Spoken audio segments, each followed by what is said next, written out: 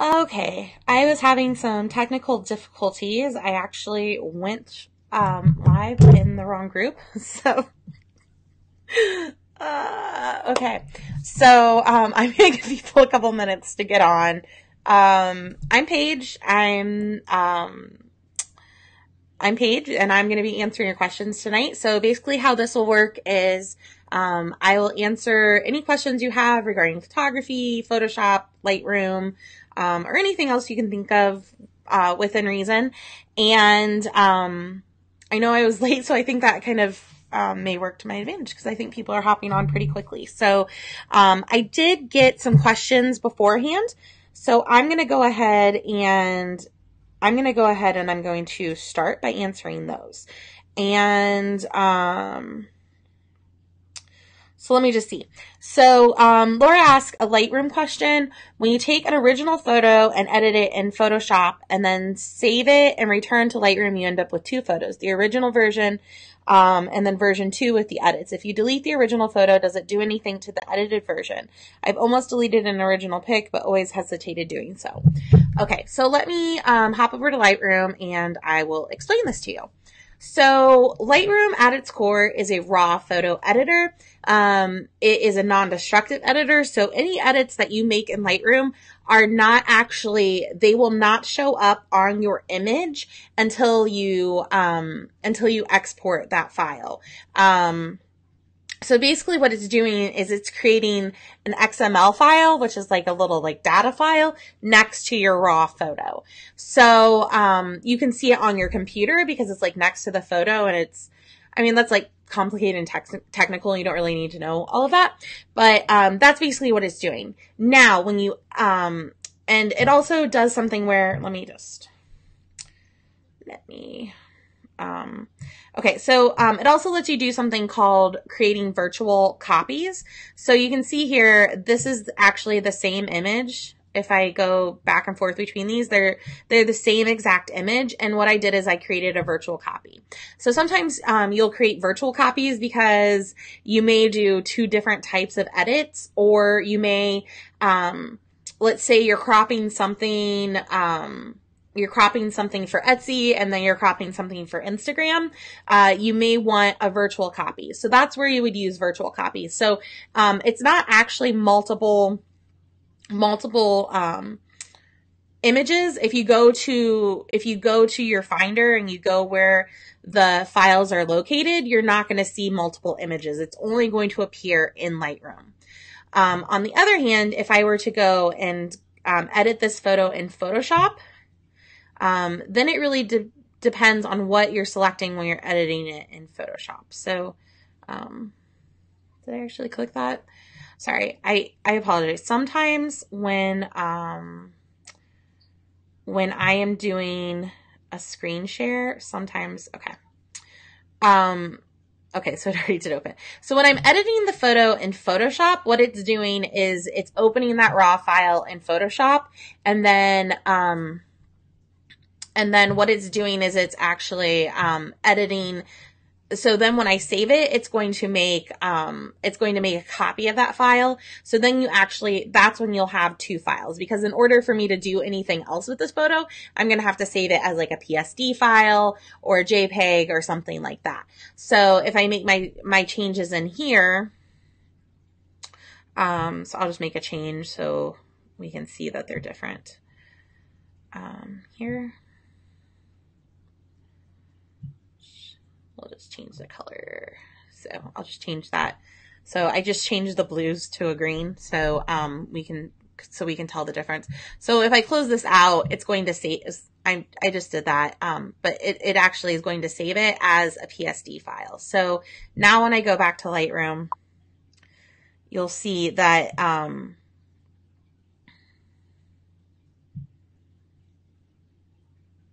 hasn't come over yet.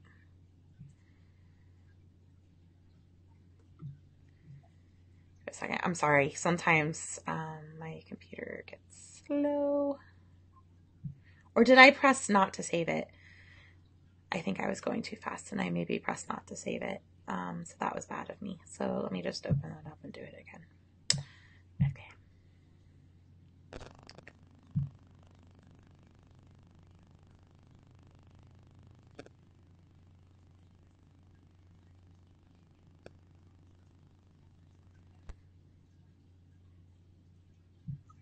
Okay, so let me do that again.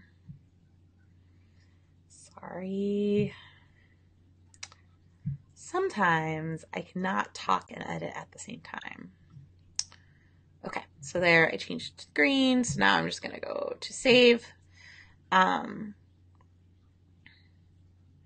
You'll see here that it changed it from the raw format to a PSD. So now when I go into Lightroom,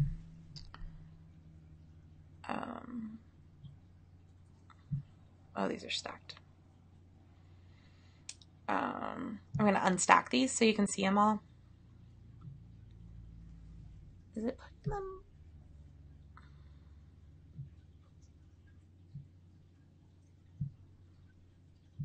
So bizarre.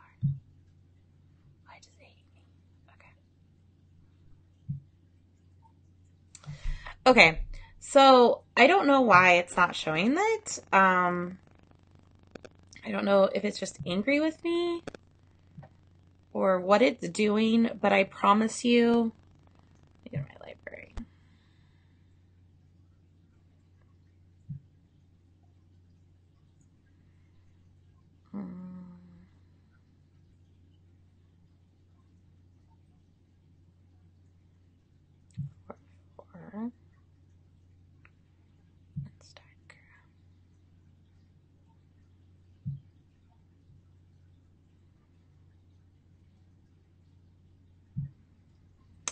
Okay, I don't know why it's not showing it to me, but it's actually here.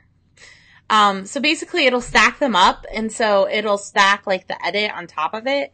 I don't know why it's angry with me right now and not doing that. Do I have, oh, I know why it's not doing it. Okay. I'm sorry. I had a stupid library filter on. So that is me. Okay.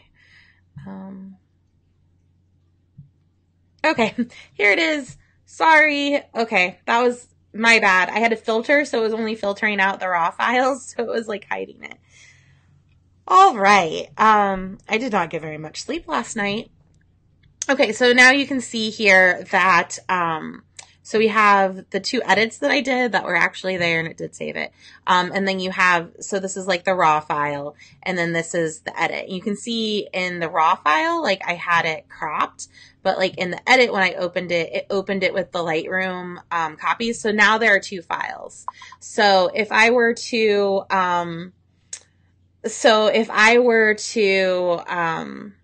look in my file, like where this is on my computer, I would see that raw file, which is my original file, which is like my digital negative. You always want to keep that. And then I would see my PSD.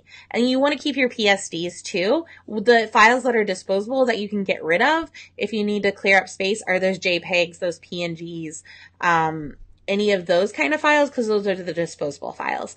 But you don't need to delete your raw file unless it's just like a raw file that you're not going to use. So like, if you have a raw file that is just, I'm sorry, I'm just trying to find the thing that I was in. Okay. Was I here? No. Yeah, maybe I was there. I don't know. Nope, that's not it either. Okay, here it is. Okay. So yeah, you don't want to delete your raw file. There's really no reason to delete your raw file, and you don't want to delete your PSDs really. So I hope that answered it, and I hope that that wasn't too confusing. So sorry about that. Okay, now that I have my filters off. All right, another question from Laura says, a question I've always had, what is the purpose of flattening an image? Is it to conceal all of your edits, or does it just tidy up the image for exporting? And when you flatten your layers, will you have access to the layers later? No. So, in Photoshop, if you want access to your layers, you cannot flatten your image. Now, if you're saving a file as like a JPEG or a PNG or something to post you know, on the web in your Etsy shop or whatever, it is going to be, your file's already flattened, but you can't go back, and you can never go back and retrieve those edits. So you always want to save your PSD. And the only reason that you would really need to flatten within your workflow is if you have like hundreds and hundreds and hundreds of layers, because it'll make your file size just like so huge that and it'll start to, you know, it'll open really slow and stuff like that. But if you're just doing a couple like adjustment layers, there's really no need to flatten anything. Now you can make, so like if I'm working in Photoshop, and let's say I'm working right from here, and then I want to drag this photo onto like a mock-up, which like if I want to drag it to like another file, I don't want to drag all of these layers because that's cumbersome. So what I do is I create a faux flat layer. And I actually, if you have my Photoshop actions, I do have an action for that. And it is make a flat layer. So you can just press play on that, and it's going to create a flat layer on top. So it's not flattening anything, but it'll give you that flat layer. So then I can take this layer and I can drag it over to another document if I need to do that for some reason. But that would be like why you would want a flat layer within it, but you always want to make sure that you're doing a non-destructive workflow. And I do have a video on non-destructive editing versus destructive editing, and I kind of go through the differences of what's destructive editing, what's non-destructive, and why it's so important to have non-destructive editing. So if you have made changes to a file, you have those adjustment layers, it is always best to save a PSD file, because let's say the photo looks good on your computer, but then when you post it to Etsy, because Etsy is like, you know, compression or something, there, like something goes wrong or something looks weird, or you post it on Etsy and then, you know, I changed that pumpkin from blue to green, but it's not quite the right color green on Etsy. I can go back, and if I open, you know, if I save this as a PSD, I can go back to this file and I can go back to my blues, and I can change, I can adjust it, and I can like, oh, that's really green. It's actually more like a teal. So that's why it's so important that you keep those PSD files, because it's going to allow you to go back and make changes if you need to. So I hope that made sense. All right. Okay. And then another question that I got was, it says, this is from Sheena or Shayna. Sorry, I don't know. If I pronounce your name wrong, I'm sorry. All right. It says you're supposed to display your items on a white background. So I bought 2 pieces of white poster board, but I hate how my blankets look on them. I always have shadows, and I always feel like the colors are off. I shoot by my sliding door with natural light. I just can't get the white in the picture to look right. I'll attach a picture of what I'm doing now. I feel like the dark background shows more the true color of the fabric. I'm probably just doing something wrong when I'm taking the pictures. Okay. So here's the thing. So when I hear like you're supposed to shoot on white, so you can shoot on white. A lot of people, when they hear that you want light and bright images, they think that you have to shoot on white, and that's not the case. A light and bright image just is an image that is, it's well lit, it looks good, it's not like dingy looking. So, but it doesn't have to be, to be a pretty picture. It doesn't have to be, I'm trying to find one that's not white. I like to shoot on white because that's just like my style. But if you feel like that's not your brand and that's not, and that doesn't serve you, then you can shoot on, whatever you want, whatever is going to work for you best. And I see that you, all right, if you just go through here. And it looks like you're using like a wood background. And I do see that it makes the colors pop. Really what I see, my daughter's coming to get a drink in the kitchen. What I see and what I what I would like to see from your images more than they necessarily need to be on a white background. I'd like to see your photo more, like it looks like you are selling like the taggy type blankets for like teething. And we have some of those and my daughter loves them. And they look really cute. Like I love the pattern and everything, but I don't necessarily like get that from these pictures. Like I would like to see a more, like you have like a couple like close-ups and you have like one and the blanket looks kind of like wrinkled a little bit. And I don't think that that's like really showing your product off to its best advantage. So what I would like to see more than that, cause like your pictures do look lighting wise, they look bright. Like they don't look underexposed. If that's your background and that's what you like, then I say go for it. But I just think you need to maybe do, some better staging with the photography itself. So, I actually have, you could do something where you have your blanket and then maybe a couple other like baby props around it. Or, if you have a baby you can do something, where you have kind of like the baby in there, you could have your blanket or whatever and have some like props around it. Or, baby chewing on the blanket would be like super adorable. So those would be some things that you could do. And I think they would really show off your product if you could do some model type photography. And I think that would, really help a lot and really kind of, more so than necessarily having to shoot on white.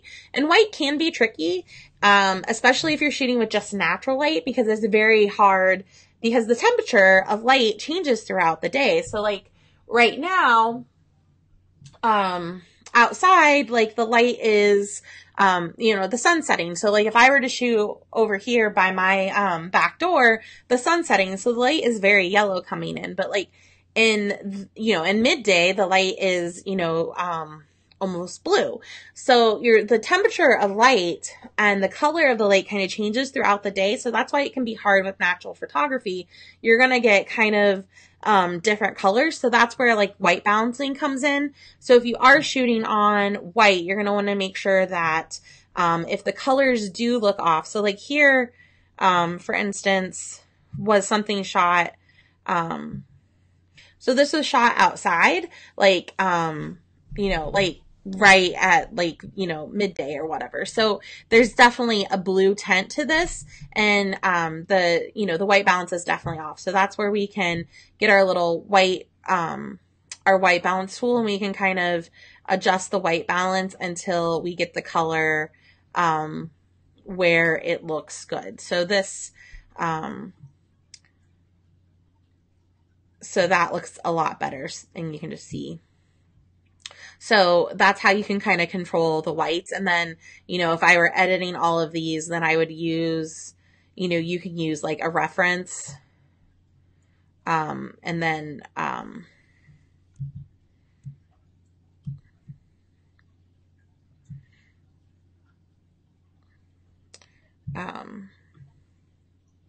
stop.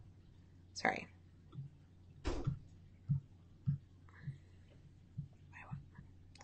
Sorry, give me a second. Okay.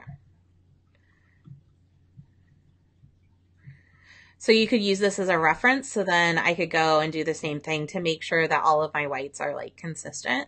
I can compare these, the editing that way until I get the image to look consistent. Or another thing that you can do, since these are all kind of taken with the same settings, you can go like this. We can select our reference image and we can press shift and select all the rest of these images. And now I'm going to sync them. And when I click synchronize, it's going to apply those changes to all the other images, which is really nice, a really nice advantage to using Lightroom instead of having to go through and like fine tune everything myself. So you can see that they're matching up with that reference image by copying the settings. All right. Let me pop over and see if we have any more questions.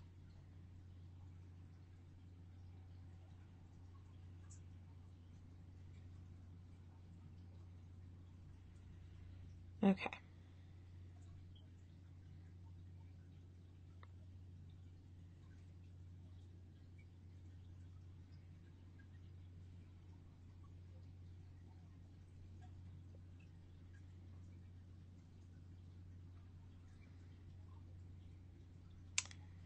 Why is this not? Here we go. Okay. Okay, got another question. It says, hi Paige, I asked yesterday about changing the color of my lettering on my wooden signs. They are medium gray, but I want to make them, oh, whoops. Sorry, let me turn this down so I'm not echoing. They are medium gray, but I want to make them darker. How do I do that in hue saturation? I don't see gray or black in the master selection. Okay, so I'm sorry. I thought that we were talking about changing like a color from a color. So actually, I'll just edit one of these because this is a gray. So let me open this up in Photoshop here. Oh my gosh, I think it's going to edit all of them in Photoshop. Okay, it's going to take a couple seconds because maybe it's only going to open the one. Hopefully, okay, nope, it's going to open them all. All right.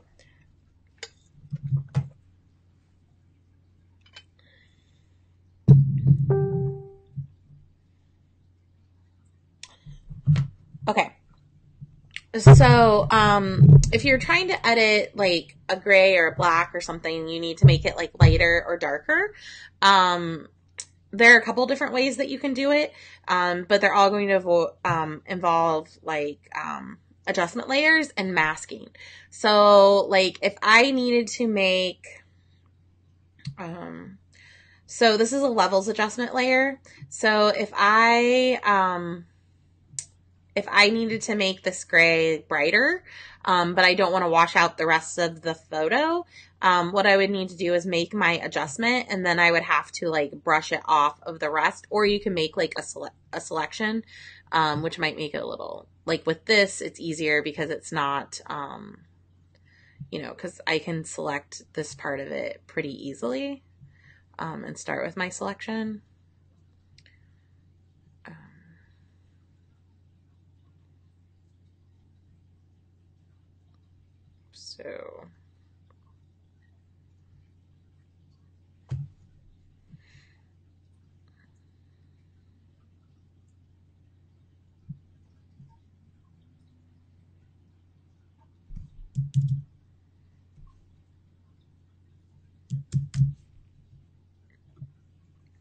So then you could like brush it off of the rest of it, and then you could like fine tune.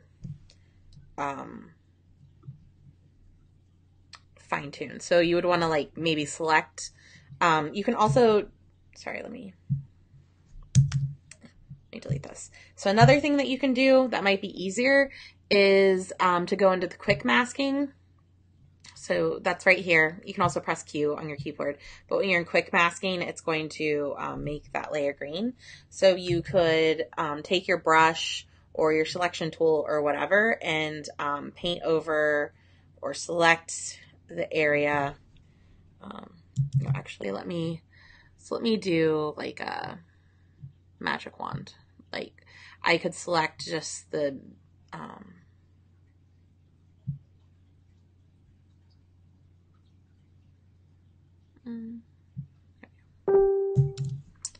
the letters here.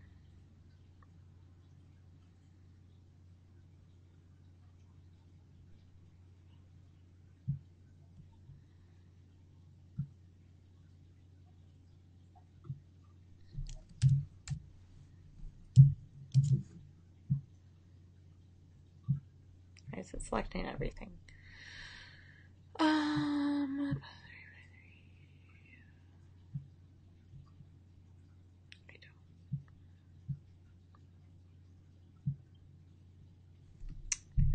Sorry, my computer is being all whack again.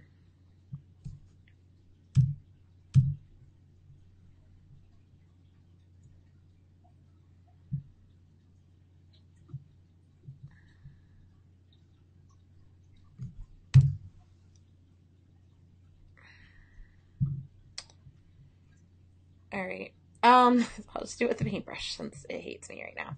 Okay, so you could select the area that you wanted to change the color on.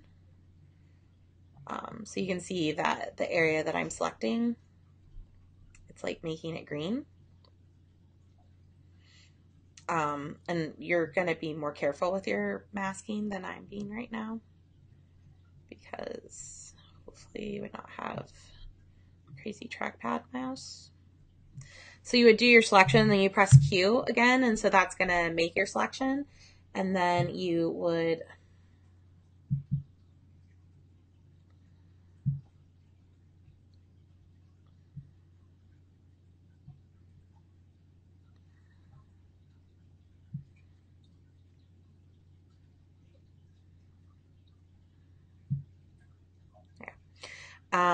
and then you would make your adjustment layer. So you could make like a levels layer, and then it's just going to make that adjustment to the area that you selected. So that would be like one way to do it if you were just trying to change like the color of it. Okay.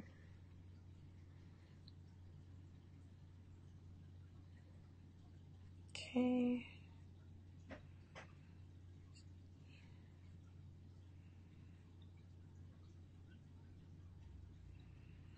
All right, let me hop over here. For some reason, I have like a big delay today. So let me see if I see any more questions. Everything's coming through. All right.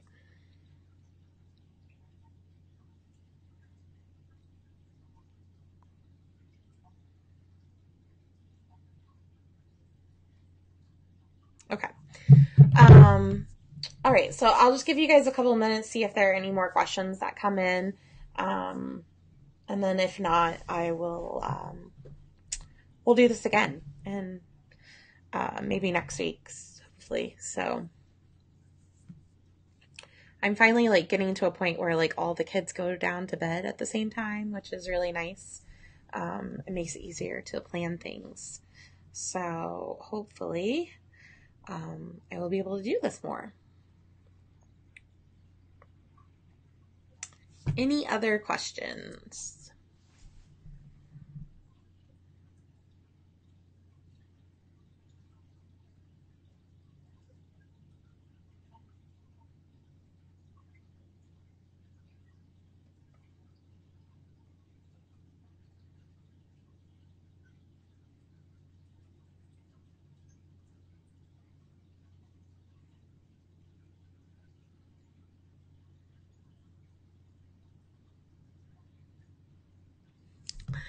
All right. Well, then if there aren't any more questions, then I think what I'm going to do is I'm going to sign off for the night. But if you are watching this and you guys have more questions, if you're watching the replay and you think of something that you want to ask a question on, go ahead and ask it in the comments, and then I will be back hopefully next week. Don't know what day, but I'll give you guys at least, like 24 hours notice, and I will be back then next week, hopefully. But yeah, all right. I'll see you guys later. Bye. Thanks for hanging out with me tonight. See you later.